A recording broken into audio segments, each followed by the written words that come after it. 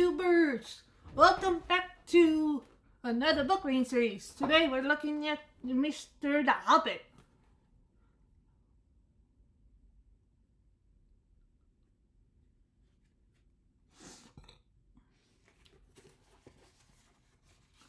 So let's dive into this. Chapter 1. An Unexpected Party. In a hole in the ground, there lived a hobbit. Not a nasty, dirty, wet hole filled with worms and an oozy smell.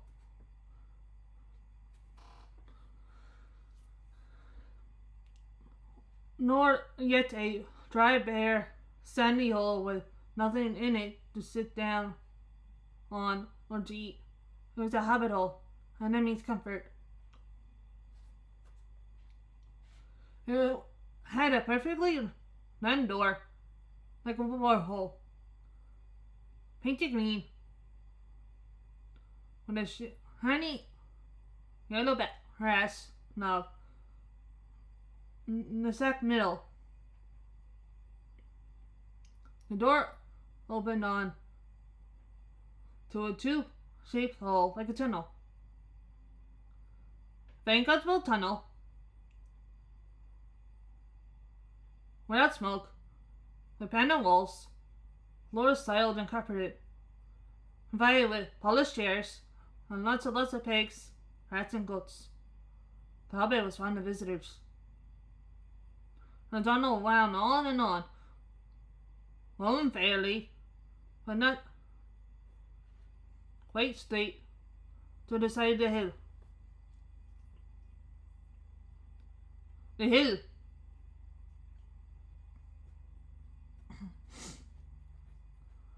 as all the people for many miles called it.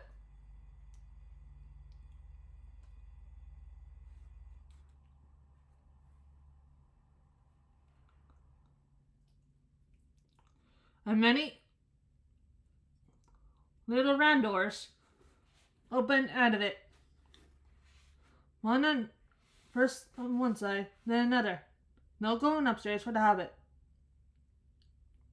Bedrooms, bathrooms, cellars, pantries, lobbies, wardrobes. He had whole rooms devoted to clothes. Kitchens, dining rooms, all were on the same floor, and indeed on the same passage. The best rooms were all on the left-hand side, going in. Convenient. For these were the only ones to have windows. Deep set round windows, looking over the sky. And miles beyond, sloping down to the river. This hobbit was a very well-to-do hobbit, and his name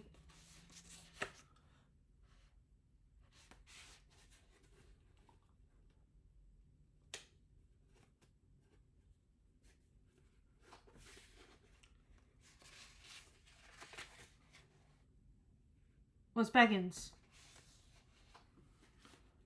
Bagginese. And that's in the neighborhood of the hill for time out of mind. And people consider them very respectable. Not only because most of them are rich, but also because they never had any adventures or did anything unexpected. You can tell what a Baggins would say on any question without her asking it. This is a story on how Baggins had an adventure. Found himself doing and saying things altogether unexpected.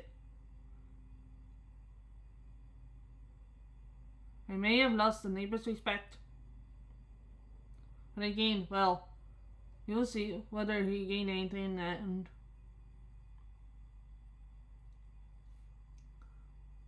The mother of a particular hobbit. What is a hobbit?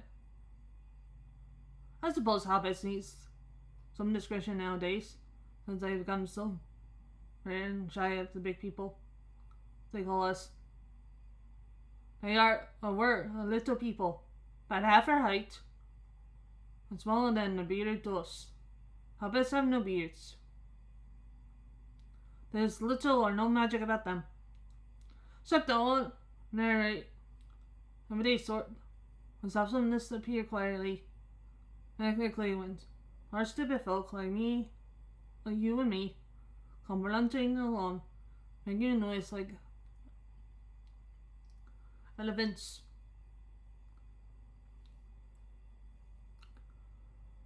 As they can hear a mile off. They are inclined to be fat in the stomach. They're dressed in bright colours, chiefly green and yellow. Wearing no shoes.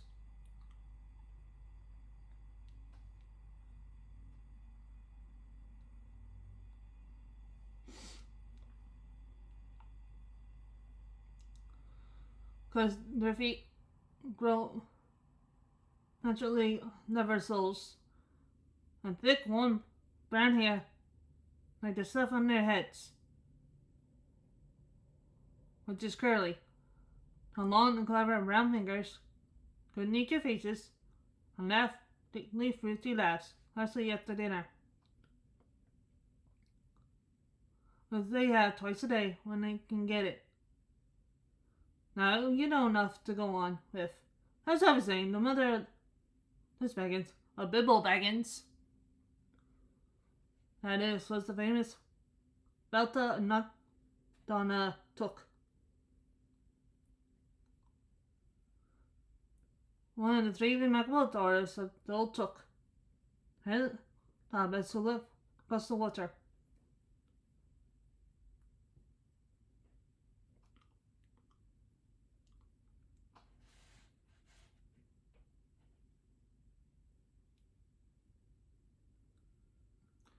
The small river then ran at the foot of the hill. There was often dead other families that long ago one that took ancestors had taken a fairy wife. That was, of course, absurd, but certainly there was still something.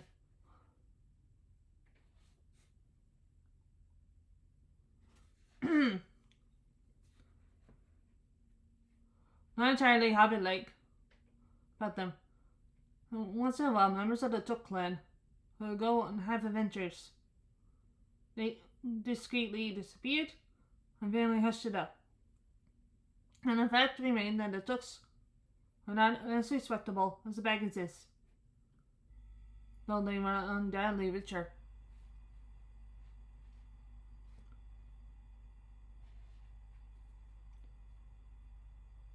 Not that Belladonna Took ever had any adventures after his name was Bungle Baggins. Bungle. That was Bibble's father. Built the most luxurious hobbit hole for her, and parted with her money that was to be found either under the hill, or over the hill, or across the water.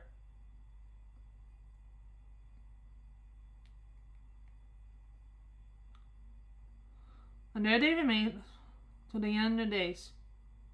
Still, it is probable that Bibble, the only son,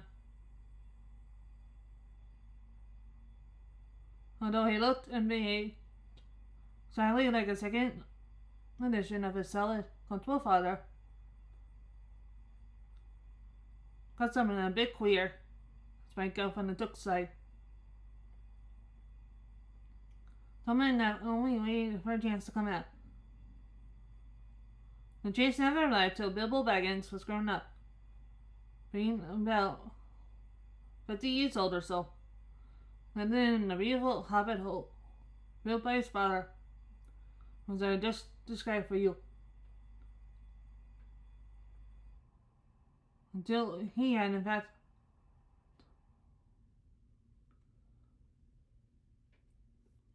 apparently settled down immortally. By some curious chance, one morning, long ago in the quiet of the world, where there was less noise and more green, and hobbits were still mysterious and restless, And Bilbo Baggins was standing at his door after breakfast, smoking an enormous long wooden pipe and reached nearly down to his woolly toes. Nearly breast. Gandalf came by. Gandalf!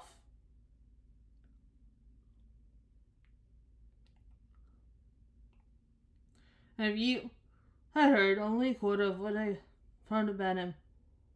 I only heard very little, was all there is to hear. You would be prepared for any sort of remarkable tale.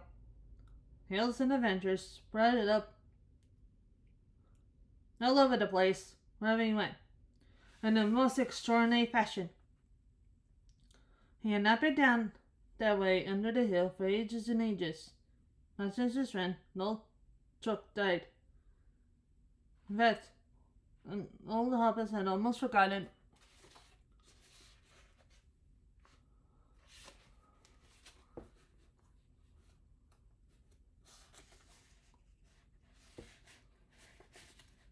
what he looked like.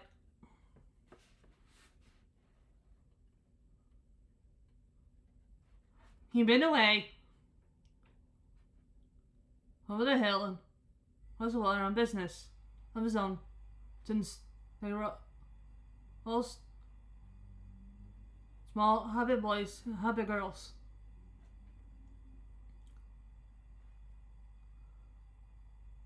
All the unexpected Bibble thought that morning was an old man with a staff. He had a tall pointed blue hat, long grey coat, silver scot over his long light beard on below his waist, and missed black boots. Good morning, said Bibble on even straight. The sun was shining, and the grass was very green. And Gandalf looked at him from under long bushy eyebrows that stuck out farther than the rim of his shady hat.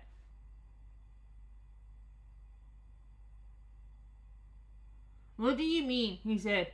Do you was me a good morning, or mean that is a good morning whether I want it or not?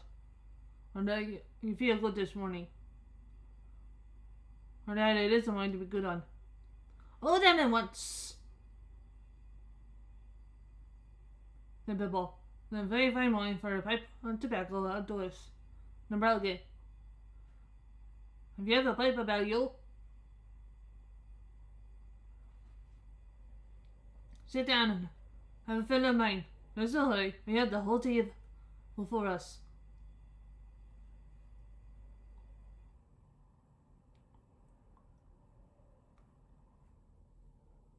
Then Bibble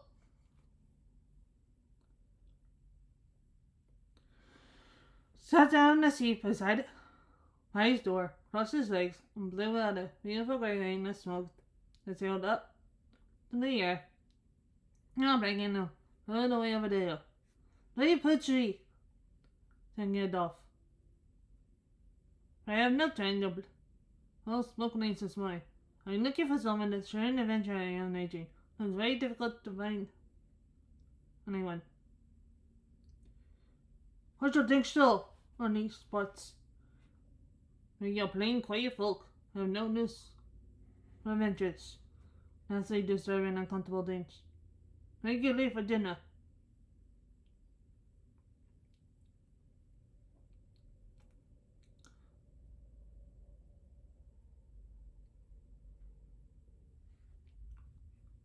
I can't think of what anybody sees in them, said our Mr. Baggins. I stuck one thumb behind his places. Another even bigger smoke lane. Then he took out his morning letters.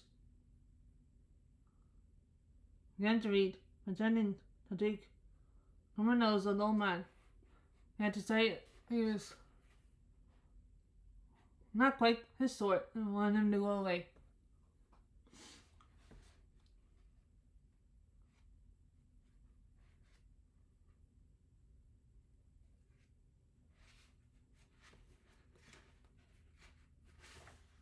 One tack. How long is this bloody chapter?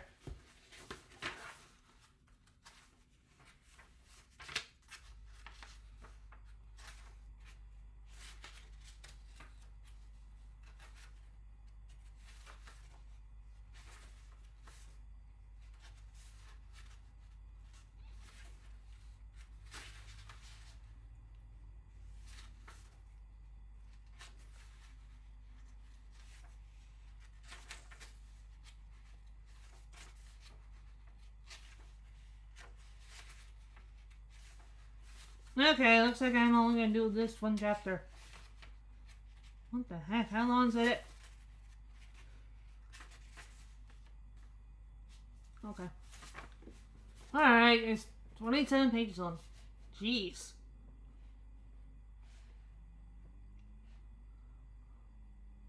But the old man did not move.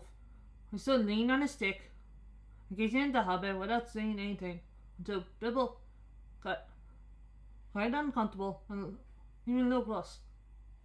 Good morning, he said at last. We don't want any anxious here, thank you. You might try over the hill, or across the water. And this, even the conversation was at an end.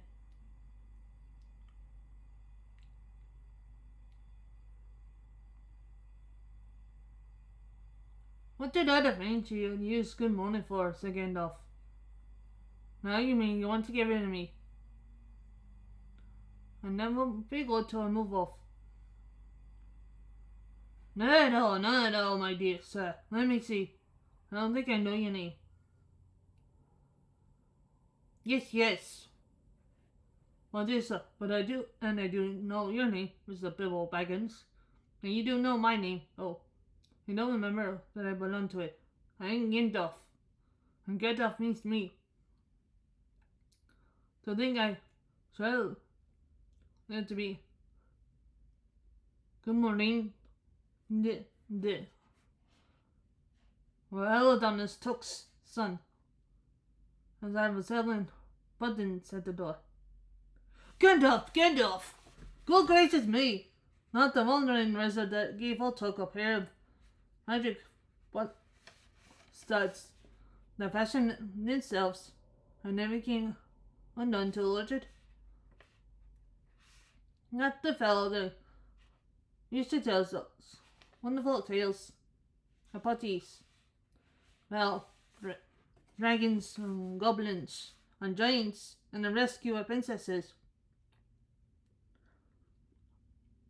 An unexpected luck of little sons. Not the man that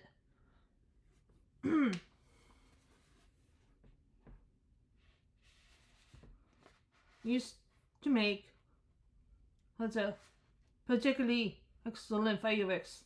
I remember those.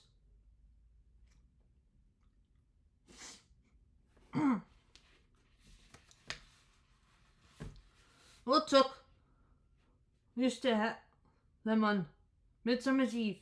Splendid. I used to go about great litanies and snapdragons and that burn months of fire and hang in the twilight of evening.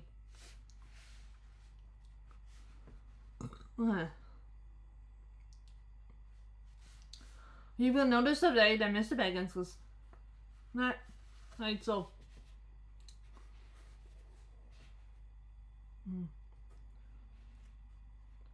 posy as you like to believe. Also that he was very fond of flowers. To me, he went on, not the Gandalf responsible for so many lads and lasses.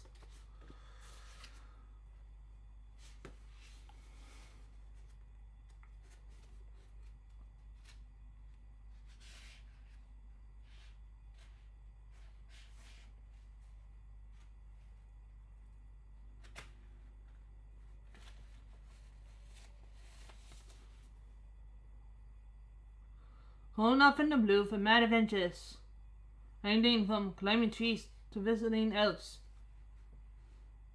or sailing in ships, the sailing of source. Bless me, life used to be quite. I mean, you used to upset things so badly. These parts, once upon a time, I beg your pardon, but I had no idea you were still in business. Where else should I be? Said the wizard. What to say, I am pleased to find you remember something about me. You used to be a member of my fireworks kindly at any rate. And that is without hope. Indeed, for your grandfather took stake. Zega. For the fellow Donald. I'll give you what you asked for. I beg your pardon. I never asked for anything. Yes, you have. Twice now. My pardon. I give you it. In fact, I will go so far as is to send you on this adventure. Very amusing for me. Very good for you. Possible too. Very likely if you ever want to get over it. Sorry, I don't want any adventures, thank you. Not today. Good morning. But please come to tea. Anytime you like. Why not tomorrow? Come tomorrow. Goodbye. With that, the hobbit turned and scuttled outside his hanging door. Straight it. Luckily, he did. Not to seem rude. Visits, after all, visits.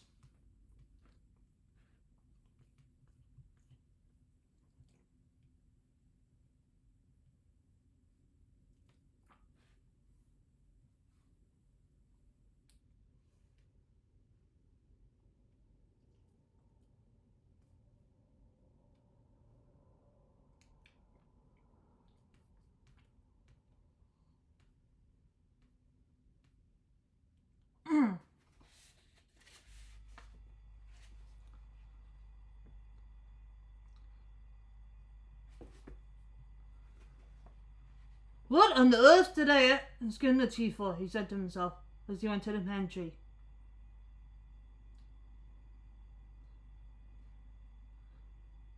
We only just had breakfast. I thought a cake or two and a drink or something. I'm doing good at this flight. Gandalf, in the meantime, is still standing outside the door, laughing along but quietly. After a while, he stepped up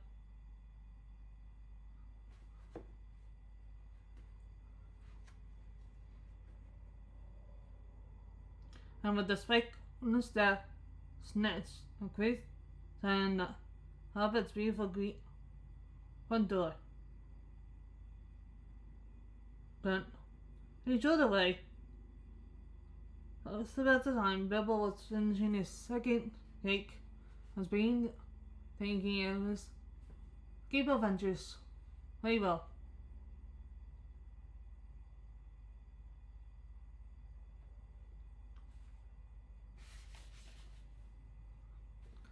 The next day, he almost forgot about Gandalf.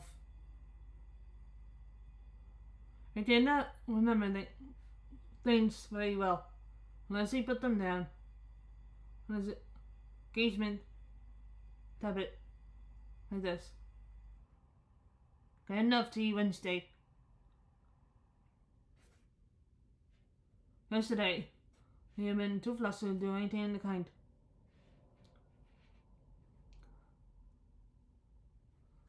Just before tea time, there came a tremendous ring on the bell.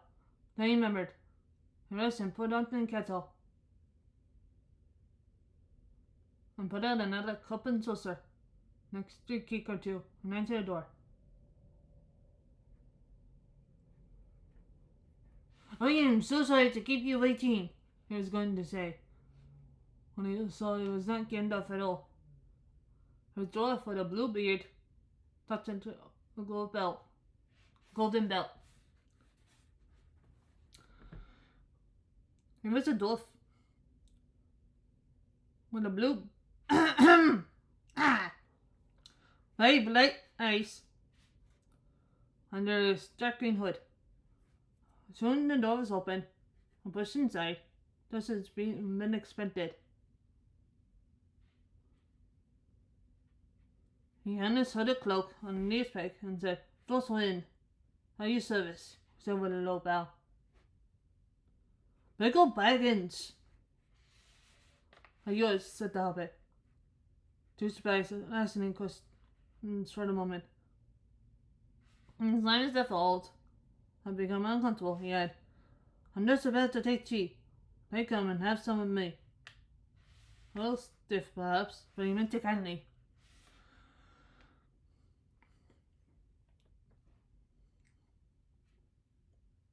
"And what would you do if an uninvited dwarf came and then strings up in the hall without explanation?"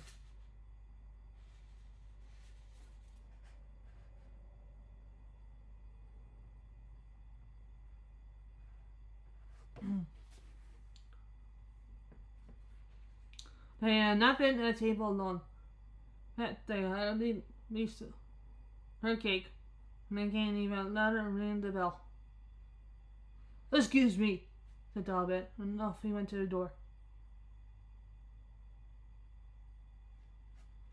"So, you got here at last."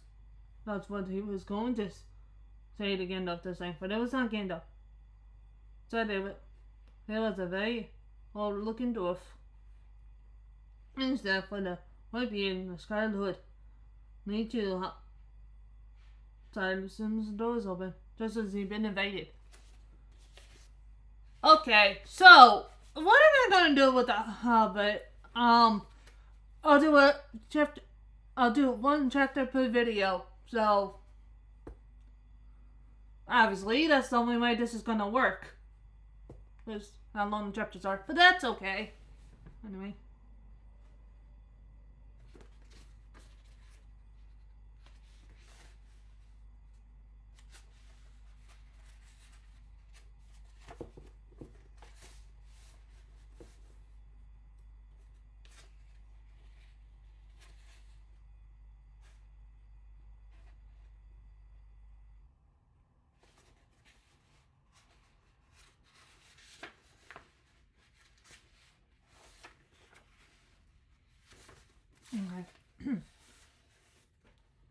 I see they have begun to arrive already.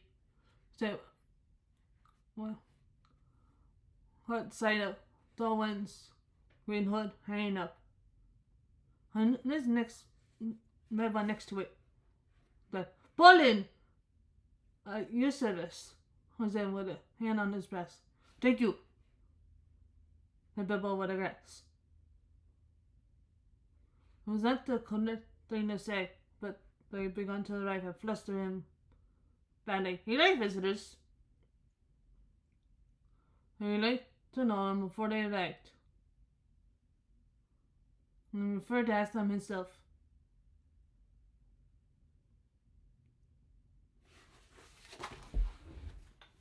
"Hey, Mr. Rockbird!"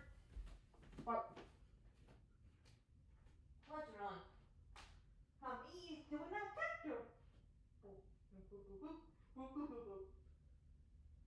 go. Yeah. No, let me.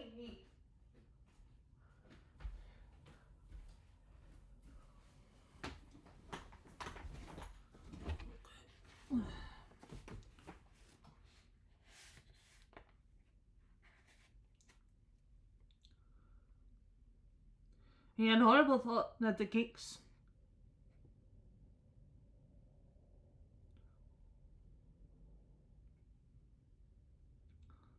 might run short.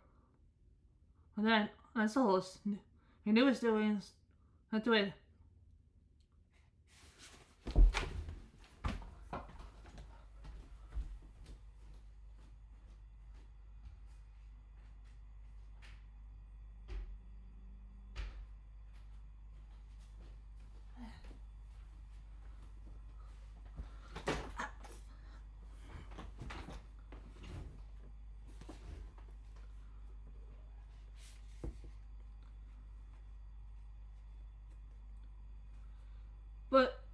Then he, and then he, as Ellis, he knew his duty and stuck to it, however painful. He might have to go without.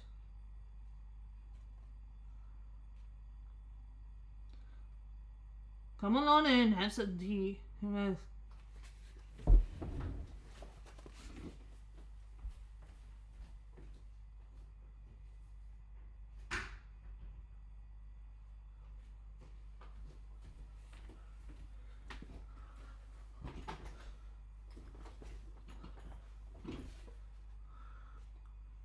Come along in and have some tea, miss. Say, after taking a deep breath. A little bit will soon be better. It's all the same to you, my good sir, said Bolton, with the white beard. But don't mind some sea cake if you have any.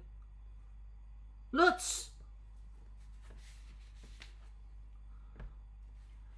Well, Hans had answering to his own surprise. He found himself scuttering off to the cellar to fill a pint mug and a pantry.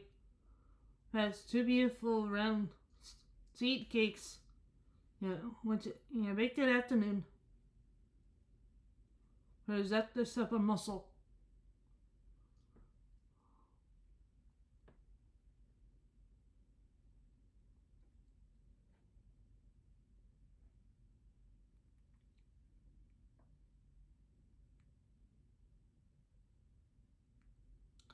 When he got back, Balin and Donlin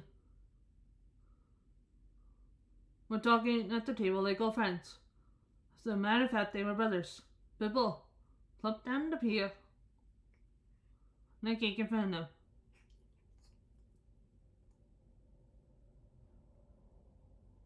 Was loud. When loud came a ring, the bell again, then another ring. Gandalf for certain this time, he thought. He puffed along the passage.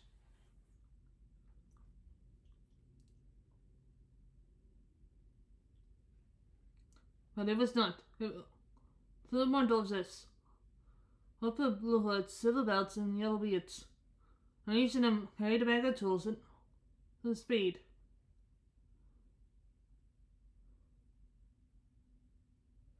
Fred they hop as soon as the door began to open.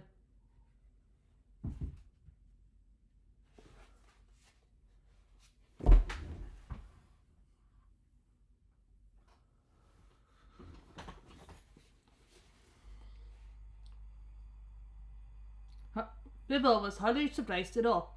What could I do for you, my doves?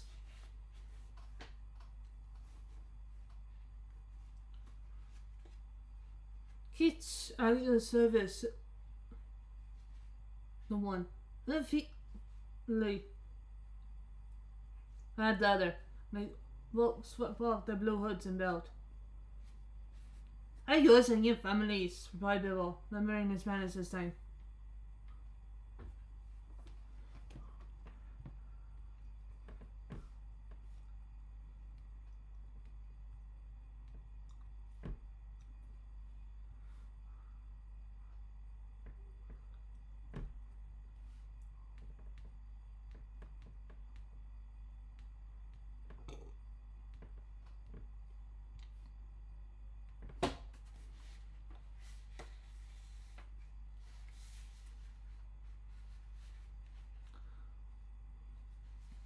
Well, darling and Budlin, here at the SE, said Kit. Let us join the throne. Throne, what Mr. Baggins? I do not like to sound that. I must really sit down for a minute and collect my wits. I never drink. We only just had a sip in the corner, while the full doves sat around the table, not about minds and goals and troubles with the goblins, and desperations, or dragons, and lots of other things. he did not understand. I did not want to, but I sounded too adventurous.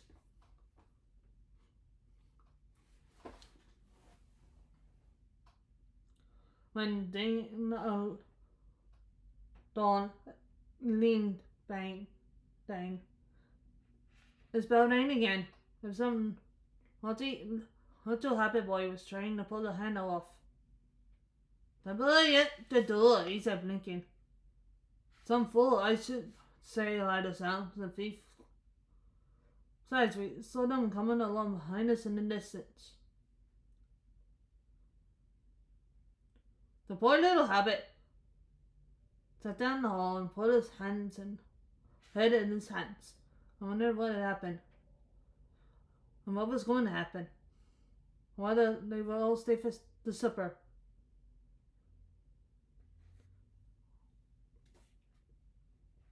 Then the bell rang again, louder than ever, and he had to run to the door.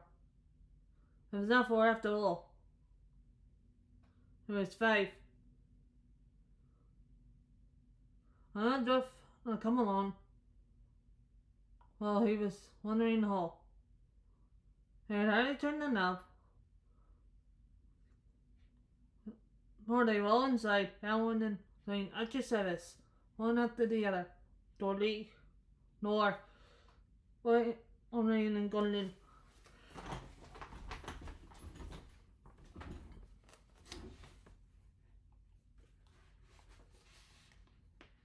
Were their names. The race in 2 purple hoods, red hood, brown hood, and a white hood, hanging up in the pegs, and up they marched with the hard hands stuck in their own set of belts to join others.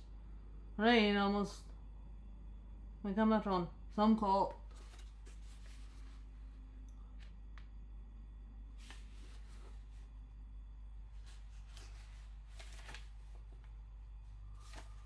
ale. Some for porter, one for coffee. All of them for cakes. So the hobbit was kept very busy for a while. A big log of coffee had just been set on the earth. The sea cakes were gone, and roasters was turning on around and butter scones. And there came a loud knock. Not a rain, but a hard rat-tat on the hobbit's beautiful green door. Somebody was banging with a stick.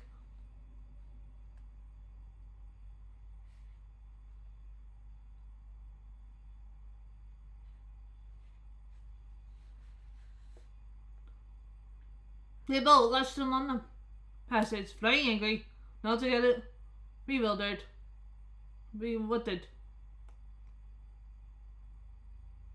This was the most awkward Wednesday he ever remembered.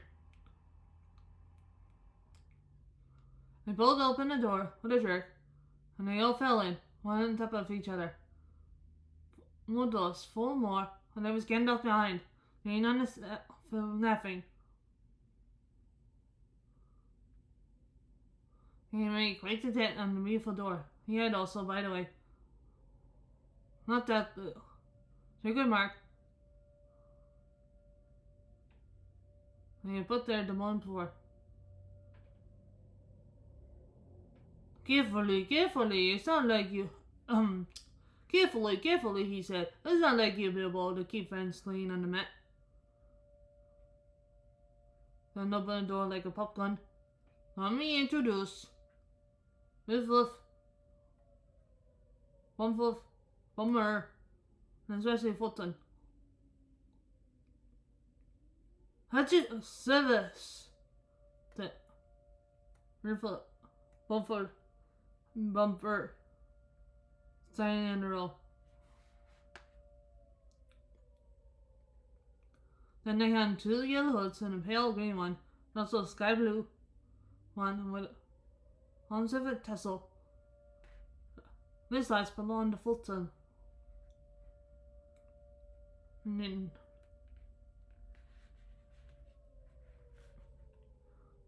a ginormously important dwarf. In fact, no other than the great fucking tin shield itself. I was not at all pleased. I followed Adam Bibble's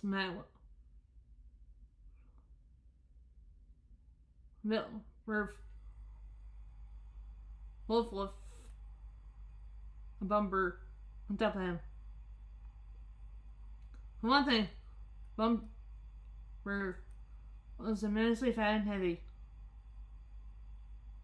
Lean. He was very haughty and said nothing about service. Poor Mr. Baggins said he was sorry many times. But at last, he grunted, they won't mention it, stopped frowning.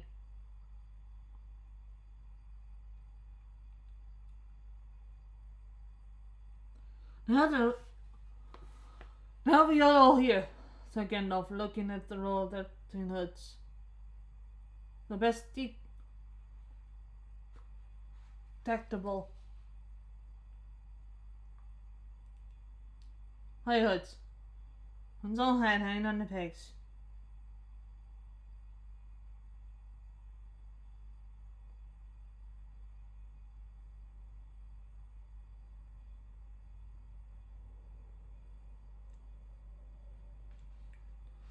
Quite a merry gathering.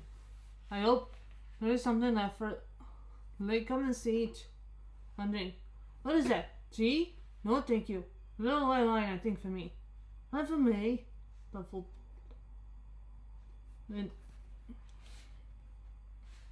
raspberry jam and apple tarts for Miss Pies and cheese and poor fluff. A book, pie and salad to Bumper.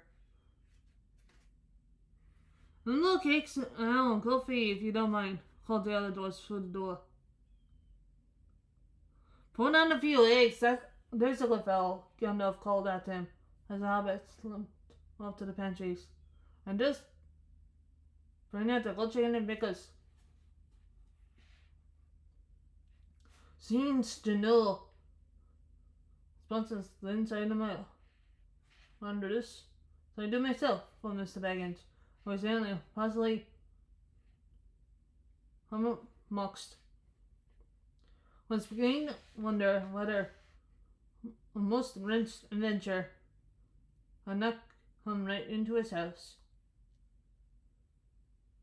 By the time he got all the balls and scissors and knives and forks, glasses and plates and spoons, things piled up on big trays, he was getting very hot and red in the face and annoyed.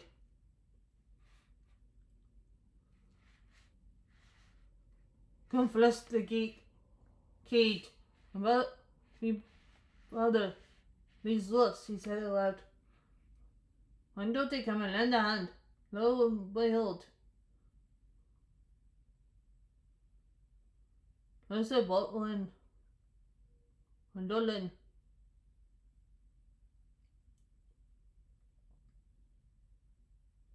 The door of the kitchen. If you can behind them. And before you could say knife, they whisked away the trays. And a couple of small tables into the parlor, set out everything afresh.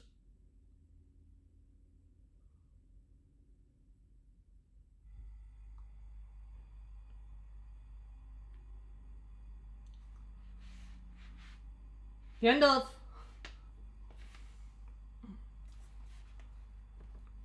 Said it, the head of the party, with 13 dwarfs all around, and Bilbo sat on the stool at the fireplace. The rain had a biscuit. His appetite was quite taken away. I'm trying to look as this was all perfectly ordinary and not at least an adventure. The dwarfs ate and talked and time got on. Unless they pushed their trays.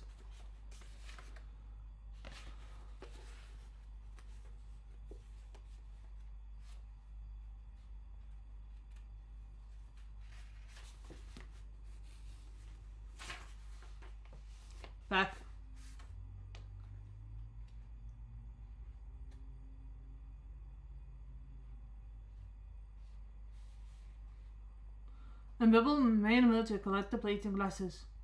I suppose she was. Nature Sybil, he asked in his politeness under pressing tones. Look close to Ferdinand. And after, I shan't get to the business till late. And we must have some news first now, to clear up. They had Poland until those snuffled when he was too born. And they took in again off.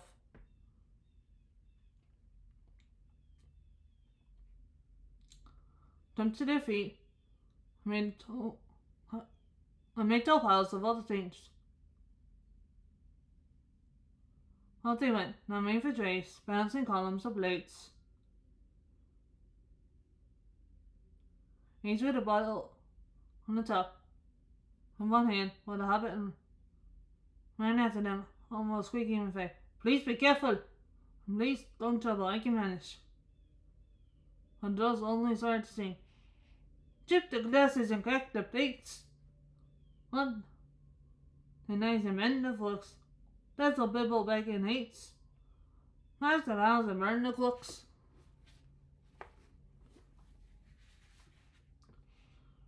Cut the cloth lay it on the fat. Pour the milk on the pantry floor. Make the buns on the drum mat. That's a line on every door.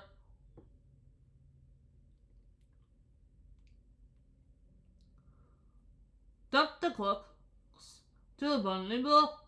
Pound them with a dumpling pull. And when you have finished, if there are any holes, sand them down the hole to roll. That's what Bibble Baggin hates. So carefully with the plates.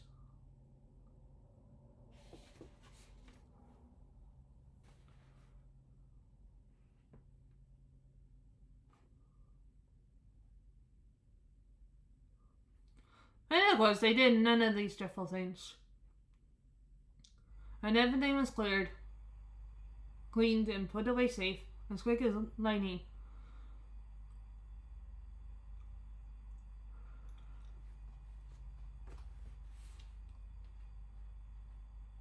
While the hobbit was trying to run around the kitchen, trying to see what they were doing.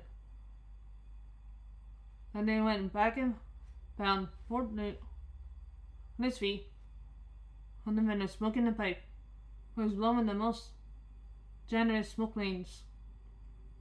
And whenever he told one to go, up, they went up the chimney, or beyond the clock, on the mantelpiece, or under the table, or around the ceiling. But wherever it went, it was noticed quick enough to escape Gandalf. Pop! He sent us while the smoke clean from a short clay pipe straight through each one at 4 links. And get that smoke clean and go clean and come back over the what's his head.